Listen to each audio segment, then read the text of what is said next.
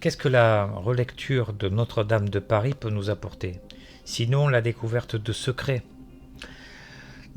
bien invisibles au début. Il y a l'histoire, la belle histoire que l'on connaît tous, mais il y a aussi le roman souterrain.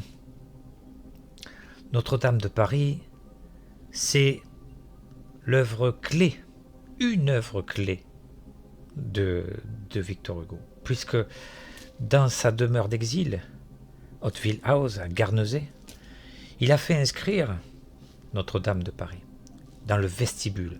Nous entrons donc, en entrant dans la maison de Victor Hugo, nous entrons dans le mystère de Victor Hugo, dans le mystère de son esprit et dans le mystère de son œuvre.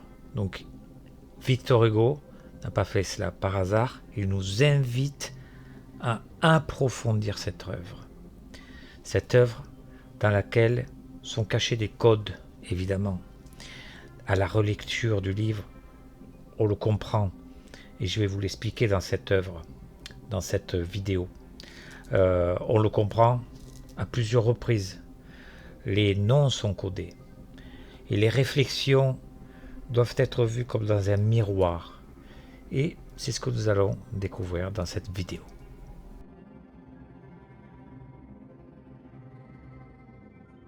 En juillet 1830, Victor Hugo s'installe enfin et se met au travail pour écrire Notre-Dame de Paris.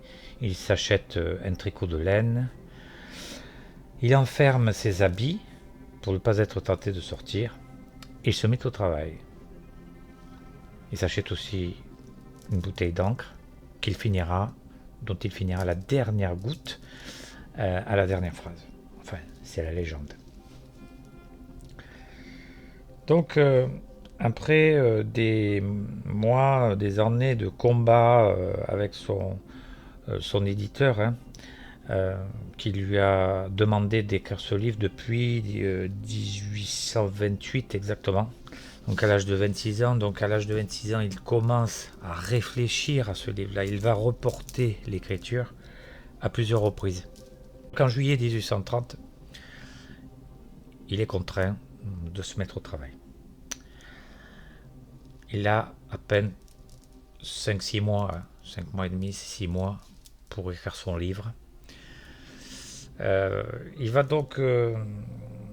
il faut savoir que c'est une période charnière, qui est reliée à la révolution de juillet. On passe d'une monarchie classique à une monarchie parlementaire,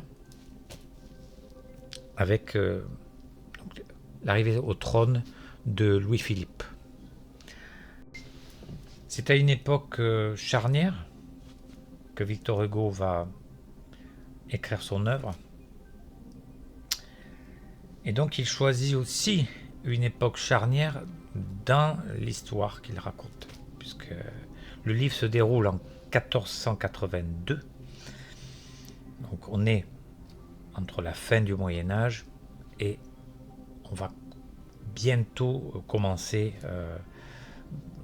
bientôt démarrer la Renaissance.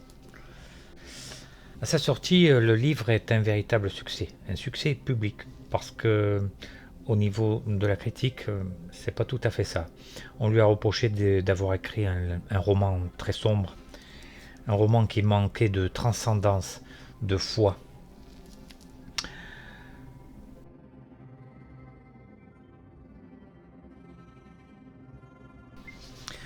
À la deuxième lecture, je me suis rendu compte qu'il y avait des jeux de sonorité qui n'étaient certainement pas le fruit du hasard.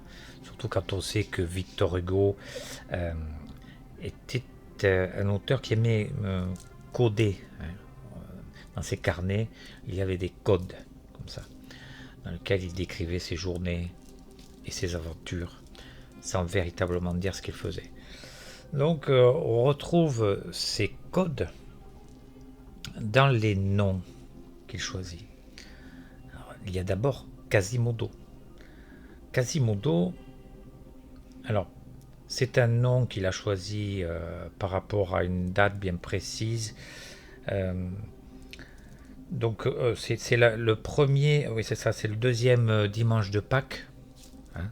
C'est le nom de ce dimanche. Donc, mais c'est aussi, on peut penser à quasi-monde. Hein. C'est un monde qui est quasiment terminé, quasiment fait, quasiment concrétisé. Il utilise aussi à plusieurs reprises, pour le décrire, ce mot de materia prima. Alors, materia prima, pour les fans d'alchimie, les passionnés d'alchimie, c'est évidemment la matière première. Cette matière première qui va devoir être transformée, transmutée.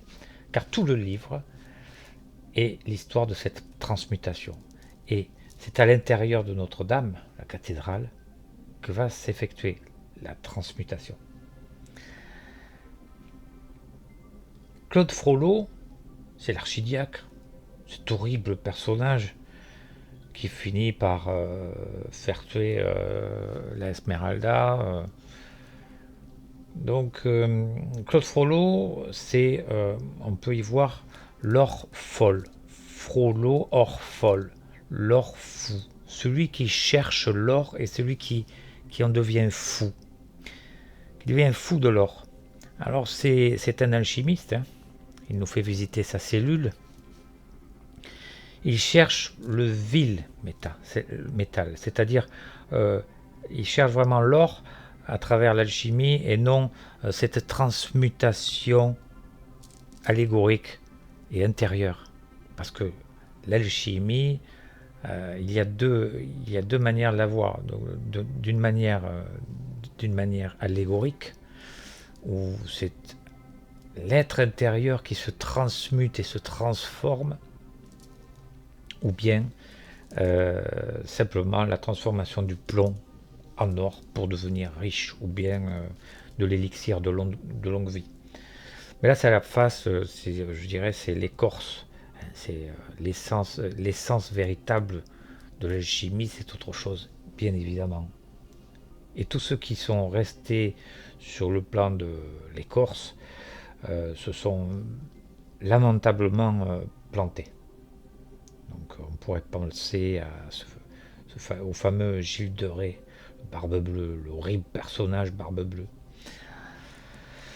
qui s'est intéressé à l'alchimie et qui a fait des choses vraiment horribles pour accéder à l'élixir de longue vie.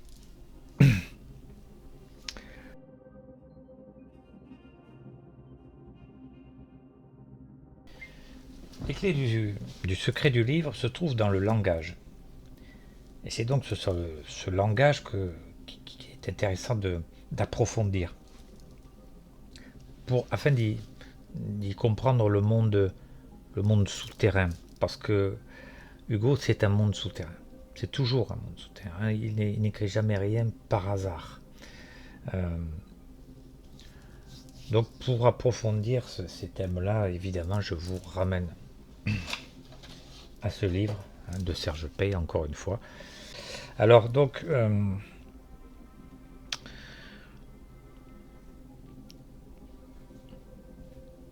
il y a Pierre Gringoire. Pierre Gringoire, c'est le personnage à partir duquel commence en gros le roman, puisqu'on le voit naviguer comme ça dans les rues de Paris jusqu'à la cour des miracles. C'est un poète incompris. Il a écrit un mystère pour ouvrir le carnaval. Donc, personne n'écoute son mystère, tout le monde s'intéresse plutôt à ce qu'on appelle la fête des fous. Donc Pierre Gringoire,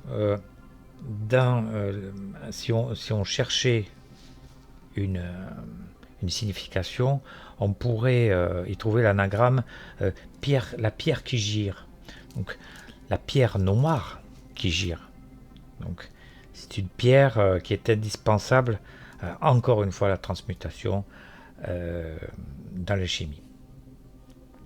tout serait éventuellement relié à l'alchimie. C'est le pari de Serge Pey, le parti pris de lecture. Mais ce qui est intéressant dans son livre, c'est qu'il nous demande en tant que lecteur de réécrire. C'est-à-dire que le lecteur ne doit pas être passif, il doit réécrire le livre.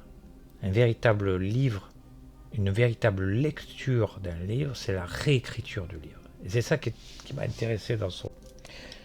Donc ce Pierre Gringoire, il va se retrouver dans ce qu'on appelle la cour des miracles. Mais d'abord, il y a la fête des fous. Alors, la fête des fous qui est décrite comme le commencement du carnaval, qui est donc une fête qui permet à la population d'exprimer tout ce qui est sous-jacent, souterrain, cette folie que la société ne leur donne pas la possibilité d'exprimer. Bien ces jours-là, ils peuvent l'exprimer. Donc il y a donc au début du livre l'élection d'un pape, le pape des fous. Alors il y a toujours dans ce livre-là donc cette idée que il y a la société qui est établie et ce qui est à côté. Donc le dogme religieux, le dogme de la justice et la folie des hommes, mais une folie qui parfois qui est bonne. La folie du carnaval est une bonne folie qui permet aux êtres humains de s'exprimer enfin et d'inverser les rôles.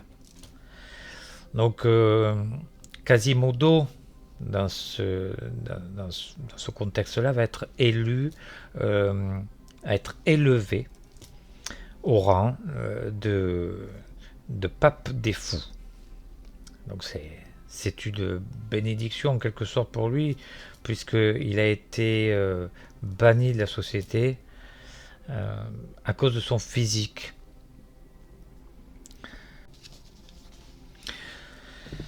Un autre personnage extrêmement important, c'est le personnage central de Notre-Dame de Paris,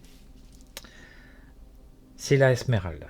D'abord la Esmeralda, Victor Hugo ne l'a pas appelée ainsi par hasard, donc ça fait référence à l'espagnol.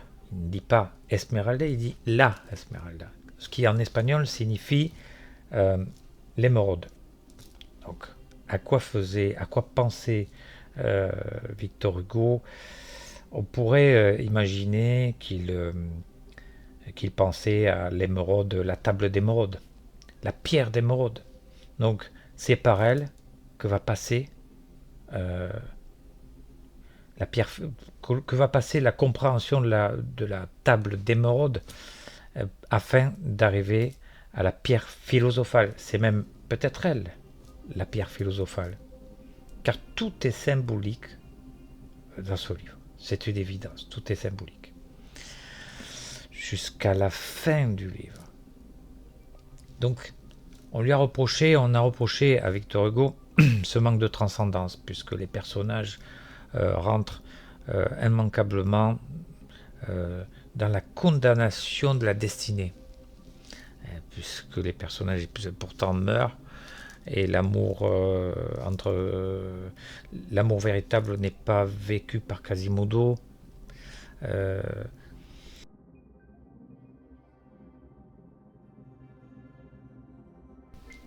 La cour des miracles est un lieu passionnant. C'est une société parallèle à la société connue, donc la société dans laquelle tout est organisé, suivant des dogmes religieux, des croyances qui figent l'homme, qui figent l'être humain.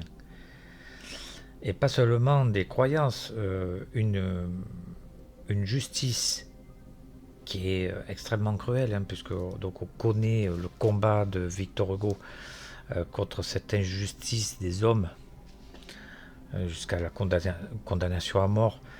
Donc Hugo la dénonce encore ici, dans ce livre. à travers la condamnation, à un moment donné, de la condamnation au pilori de Quasimodo, et puis évidemment de la Esmeralda à la fin. Donc, il y a ce qui fige l'être humain et mise en parallèle, en corrélation, toujours la vie, le feu. La Esmeralda, c'est un personnage qui vient du ciel en quelque sorte. Son langage, son père et sa mère, ce sont un oiseau, c'est un oiseau et une oiselle, elle le dit. Donc ces personnages-là, ce personnage-là, c'est le feu. C'est le feu, alors, allégoriquement, donc c'est vraiment le feu du ciel, le feu de la vie sur terre. C'est une sorte de vierge populaire. Parce que Notre-Dame de Paris est un monument érigé en l'honneur de la Vierge. Mais là, Victor Hugo nous offre une autre Vierge, une Vierge populaire, une émeraude, dans laquelle on peut trouver la véritable vie. Le feu. Alors, la Esmeralda, c'est aussi la salamandre. C'est un peu l'anagramme, c'est la quasi-anagramme de la salamandre. La salamandre, c'est un animal qui existe réellement, mais c'est aussi un animal légendaire qui est capable de traverser le feu et qui vit dans le feu, donc qui est un symbole alchimique, encore une fois, utilisé par les alchimistes. Donc la salamandre vit dans le feu et lorsqu'elle sort du feu, elle meurt. Et elle renaît de ses cendres aussi. Ça a été la symbolique utilisée par François Ier. Donc le roi qui traverse le feu.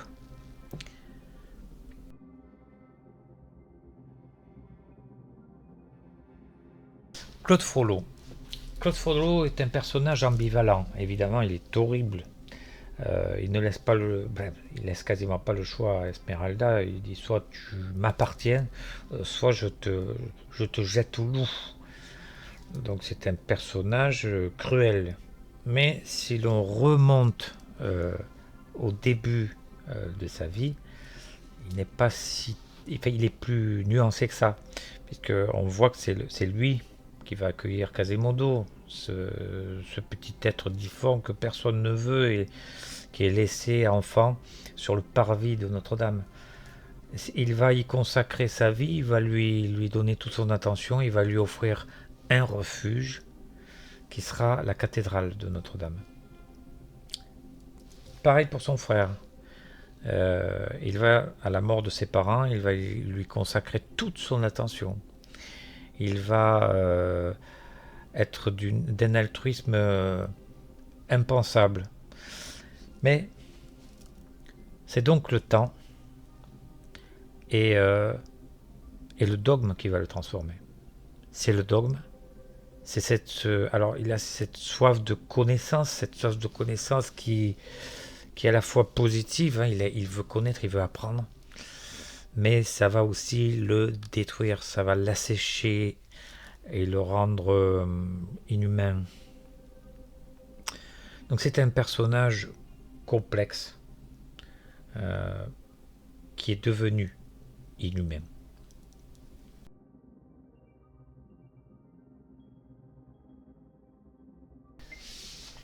Phébus. Alors Phébus, c'est un personnage, c'est le personnage dont tombe amoureux Esmeralda.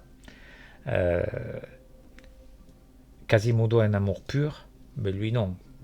Phébus, c'est le soleil, c'est en référence à Apollon. Mais c'est un soleil qui brille et qui reste extrêmement factice, artificiel. Il est même pas très malin, pas très fin. Il n'arrive même pas à retenir le nom de la Esmeralda. Il tord son prénom à chaque fois. Mais si bien qu'on pense entendre salamandre presque. Et c'est pas un hasard.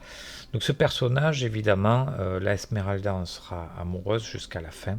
C'est un amour aveugle. Et Hugo le dit, ce sont les amours aveugles qui sont les plus forts. Curieusement.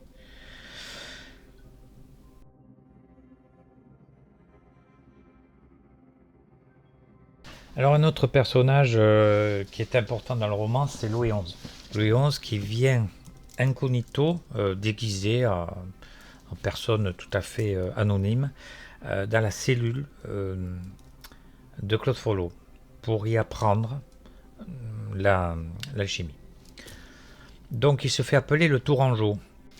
Tourangeau, c'est l'anagramme quasi exact d'Argonaute, l'Argonaute. Donc celui qui vient chercher la toison d'or. Tout est symbolique, encore une fois. Il est accompagné d'un maître coquetier. Donc c'est son médecin. Alors là, encore une fois, coquetier, on pense à coquetier, celui qui porte l'œuf. L'œuf, quel œuf? L'œuf philosophal. Cet œuf philosophal, on va le retrouver dans la description de Quasimodo aussi. Alors là, je vais vous lire un passage. Donc un personnage décrit Quasimodo. Il décrit son œil. L'œil que l'on ne voit pas. Ce n'est pas une verrue, reprit maître Robert Mistrecoel. C'est un œuf qui renferme un autre démon, tout pareil, lequel porte un autre petit œuf, qui contient un autre diable, et ainsi de suite. Donc en cherchant, on pourrait trouver encore d'autres anagrammes, d'autres similitudes sonores évidentes, comme le tourmenteur de la Esmeralda de Quasimodo qui s'appelle Torterue. Donc évidemment, Torterue, torture.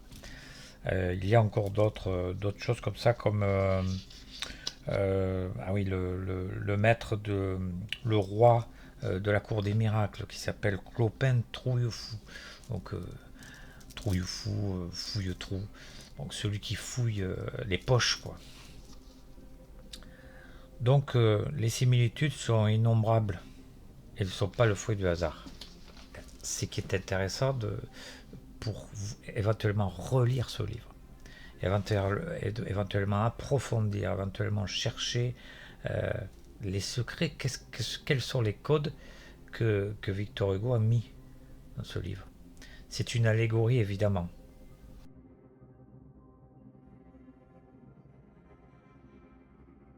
Alors, la construction du livre.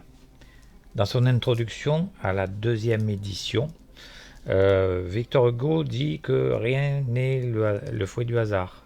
Donc chaque chapitre, la construction entière du livre, n'est pas le fruit du hasard. Donc, si l'on regarde bien, il y a 11 livres. 11 livres comme Louis XI. Bon, ça, éventuellement, on pourrait passer, mais c'est surtout la symbolique du chiffre 11 qui est intéressante.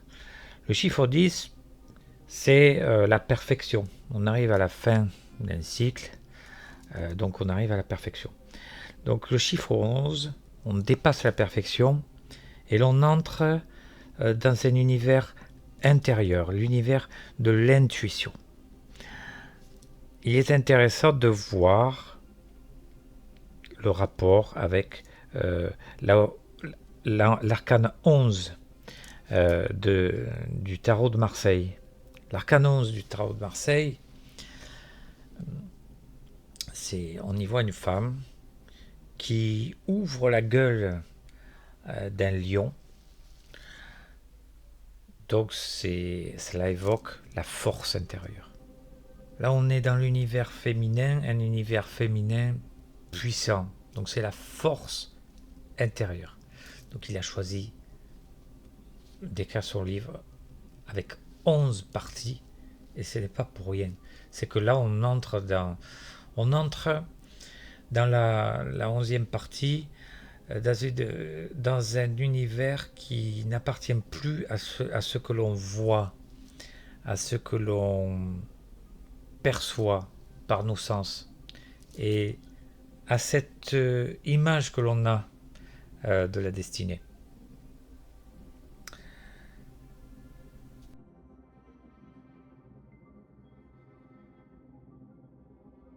Un des grands sujets du livre, c'est l'Ananké.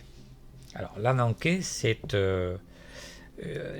un écrit qu'il trouve, que Victor Hugo trouve sur une pierre de Notre-Dame de Paris, avant d'écrire son livre.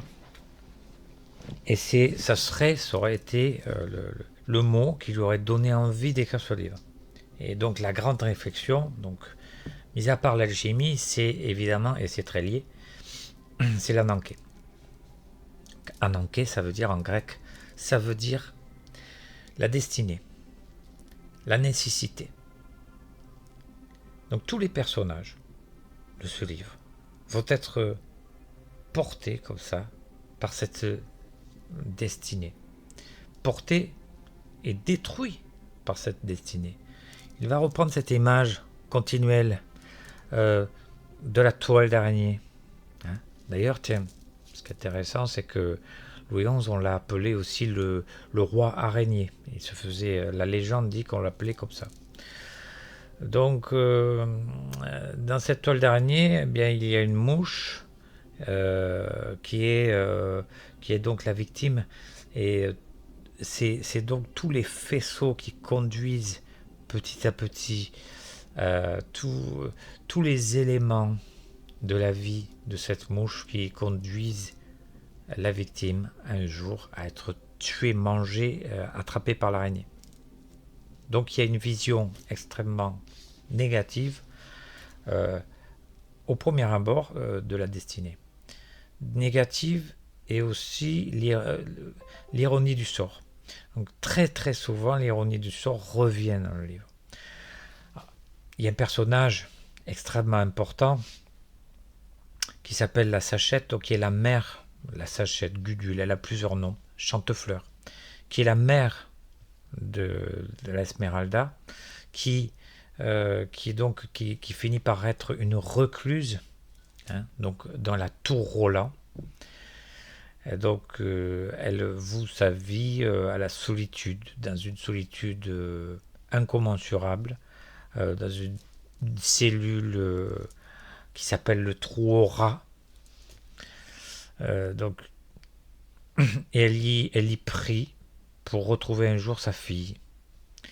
Et le jour où elle retrouve sa fille, elle retrouve en fait, elle pense retrouver des Égyptiens, une Égyptienne qui aurait contribué à voler sa fille, et c'est en fait sa fille.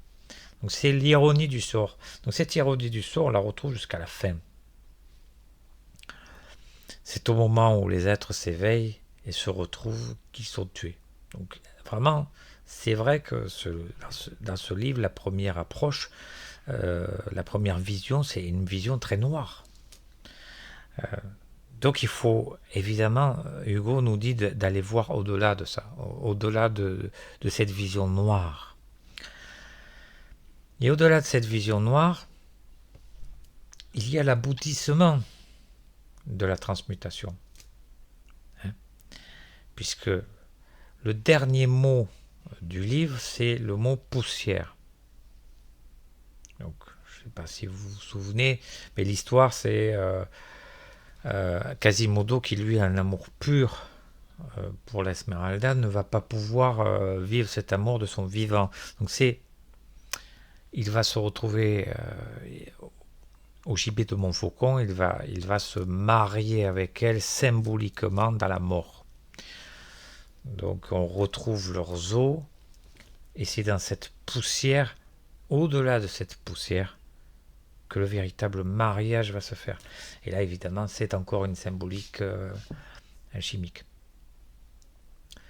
Donc ce qu'il faut voir chez Hugo, c'est qu'il nous invite à aller au-delà de ce que l'on voit, au-delà de la matière, au-delà des apparences, et de chercher autre chose.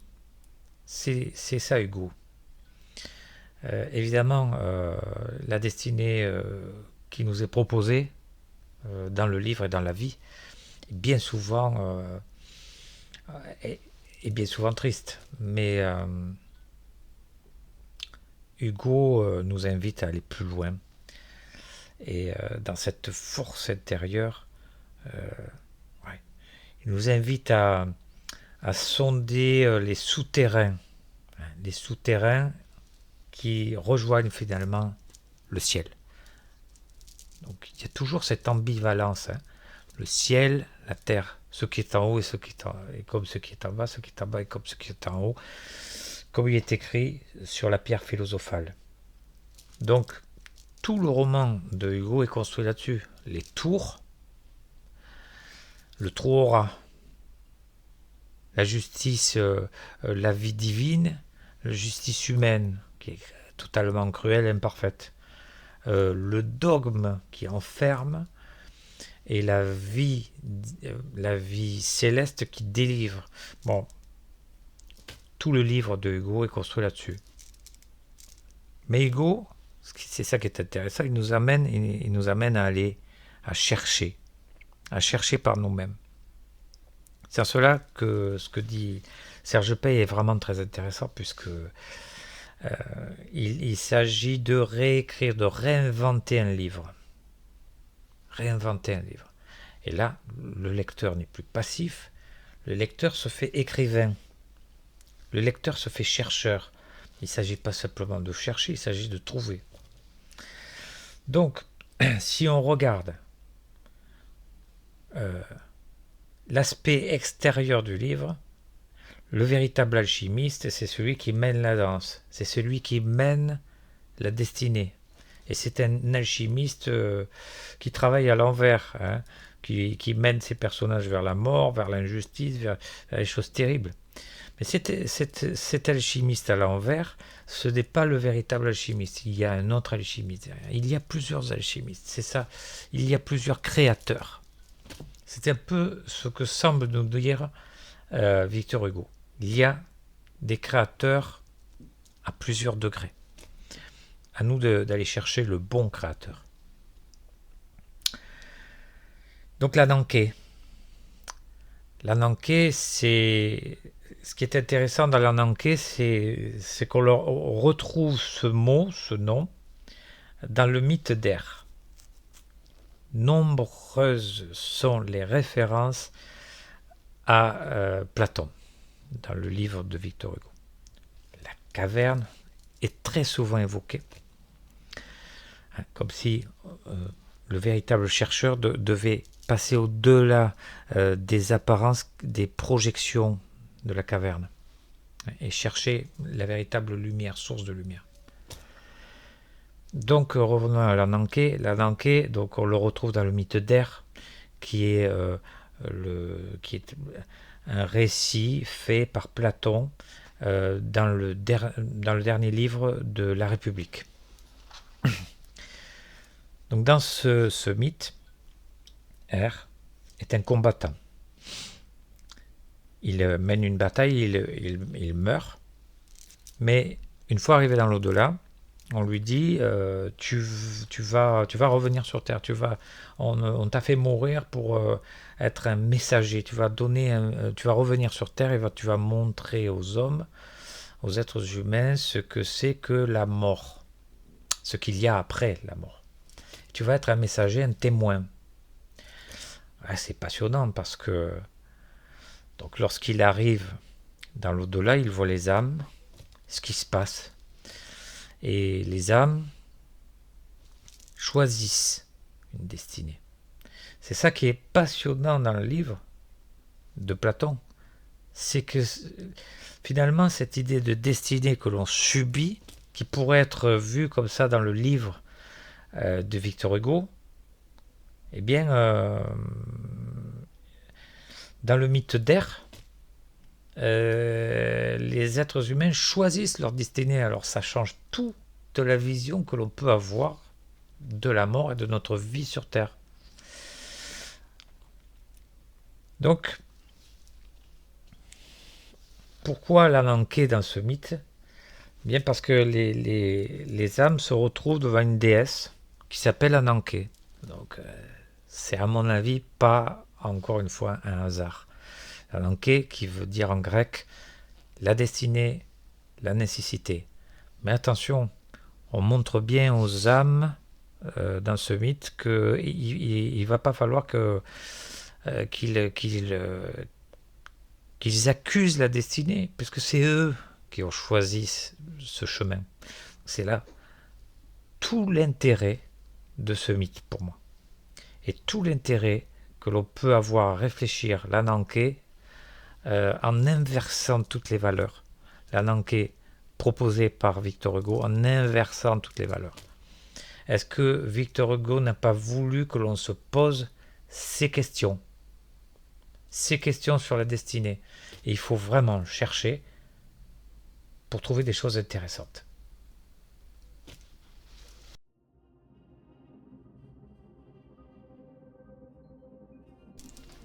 Toutes les étapes de la transmutation sont non décrites dans le livre, mais comme imaginées. On peut les imaginer. Hein, comme voilà. Donc Hugo a très certainement décrit l'œuvre noire, alors qu'on pourrait donc appeler le Nigredo, ou la Nigredo, l'œuvre au blanc et l'œuvre au rouge. Donc tout part de Quasimodo. Quasimodo, c'est la materia prima. C'est la matière que l'on va transformer, que l'on va devoir transformer. Et évidemment, en passant par la Esmeralda. Donc ce sont les deux personnages les plus importants. Et c'est l'alliance de ces deux matières qui vont donner la pierre philosophale. Là encore, il y aurait vraiment à chercher et approfondir.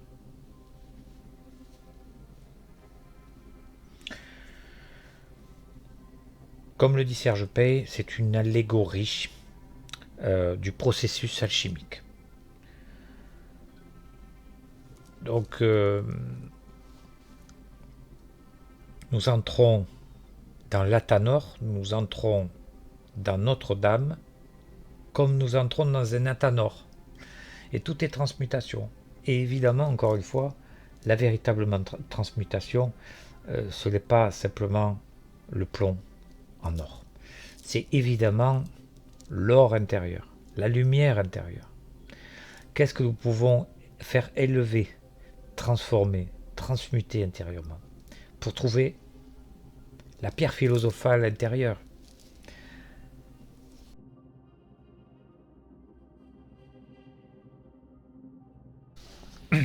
Notre thème capital du livre, c'est la claustration. Beaucoup de personnages sont enfermés, sont prisonniers. Évidemment, il y a Claude Frollo. Claude Frollo est enfermé dans le dogme, puisque ce livre, c'est l'Ananké du dogme. Il l'écrira plus tard dans une introduction aux Travailleurs de la mer. Notre-Dame de Paris, c'est l'Ananké du dogme. Donc, le dogme a plusieurs niveaux. Religieux, religieux, de la justice, c'est tout ce dans quoi l'être humain peut s'enfermer à partir de la raison. La raison n'est pas forcément libératrice. Donc Claude Frollo est enfermé là-dedans. Quasimodo, c'est un banni de la société et il est enfermé dans son personnage difforme. Il est enfermé dans la cathédrale Notre-Dame de Paris.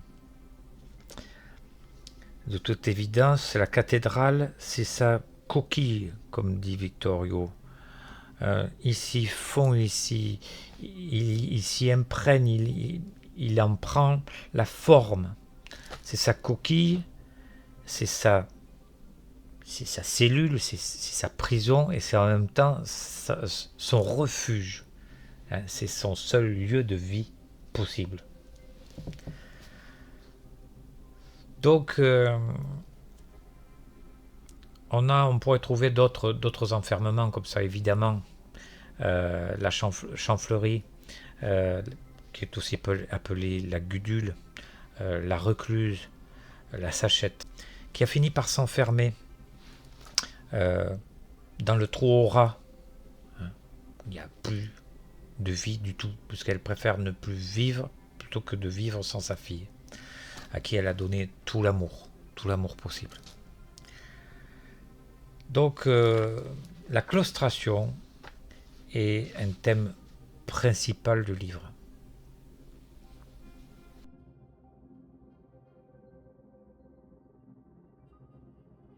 Ceci tuera cela, le livre tuera l'édifice. Qu'est-ce que Victor Hugo voulait dire par là? Alors, là, il y a une chose intéressante, on pourrait revenir encore une fois à l'alchimie. Notre-Dame de Paris est considérée en alchimie comme, en France en tout cas, comme le vaisseau mère de l'alchimie. Il est bourré de symboles à travers les pierres. Donc les pierres parlent, l'écriture de cette époque, c'est le monument, ce sont les pierres. Et Victor Hugo se fait un défenseur de cette écriture-là, qui sera remplacée, évidemment, par le livre. Donc il choisit également cette époque charnière de 1482, puisque c'est le développement du livre, avec l'imprimerie de Gutenberg. Ce qui est très intéressant à voir, c'est que il ne place pas le livre au-dessus du monument, au-dessus de l'écriture de la pierre. Pourquoi? Parce que alors je me suis dit qu'éventuellement il y avait dans les symboliques inscrites dans la pierre des secrets, des codes qui sont vraiment que l'on ne peut pas donner comme ça. Si l'alchimie ne se donne pas, ne s'ouvre pas à tout le monde, c'est pas un hasard. Et donc si ces symboles sont gravés dans la pierre, ce n'est pas un hasard non plus.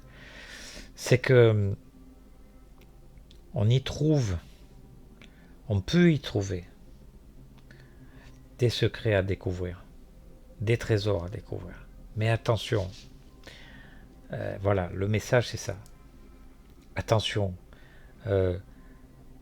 ces secrets-là ne sont pas à mettre entre toutes les mains.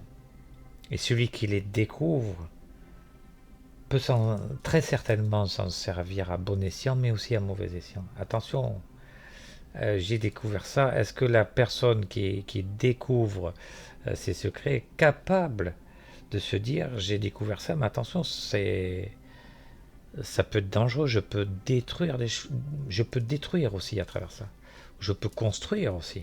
C'est une force de création. Voilà. Donc je pense que Hugo a voulu dire que dans cette connaissance dévoilée et beaucoup plus facile à avoir, il y a peut-être un danger. Alors là, on pourrait rapprocher, parce que on pourrait reprocher ça avec Internet, évidemment, cette diffusion de connaissances qui est, à mon avis, très positive. Internet, l'intelligence artificielle, mais attention à la connaissance. La connaissance, c'est passionnant, mais la connaissance, elle peut mener loin. Et la connaissance n'est pas à donner entre toutes les mains. Toute la connaissance n'est pas à donner entre toutes les mains. Il y a une connaissance culturelle, évidemment, qu'il est bon de s'enrichir, évidemment. Mais c'est ce qu'a voulu dire Hugo. Attention, le code secret de la pierre était une bonne chose. Il fallait y être initié quelque part, peut-être.